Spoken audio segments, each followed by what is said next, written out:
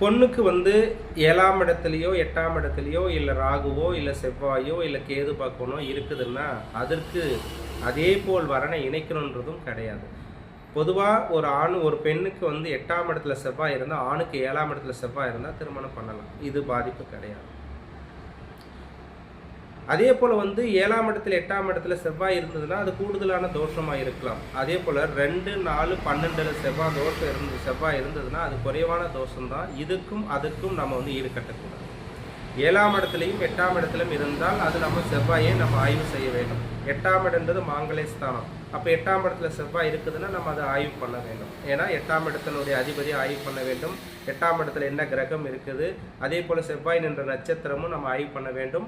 அந்த பாவத்தை ஏதோ ஒரு வகையில் குரு அல்லது வளர்ப்பறை சந்திரன் அல்லது சுக்கிரன் இந்த கிரகமெல்லாம் பார்வை இருந்தாலும் அது பாதிப்பு இல்லை. அப்போ 8 செவ்வாய் இருந்ததுன்னா அது முழுமையான தோஷம் நம்ம எடுத்துக்கொள்ளக்கூடாது. அப்போ முதல்ல உங்களுடைய இந்த வீடியோ எத்தனை பேர் நீங்கள் பார்த்துருக்கலாம்.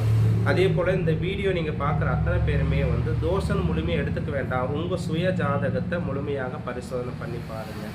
ஏதாவது ஒரு வகையில் சந்தேகம் இருப்பின் வந்து நீங்கள் தொலைபேசியில் தொடர்பு கொண்டு நேரில் வந்து நீங்கள் பார்க்கலாம்.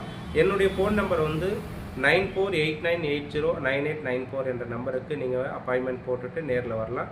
நன்றி. வாழ்க வளமுடன்.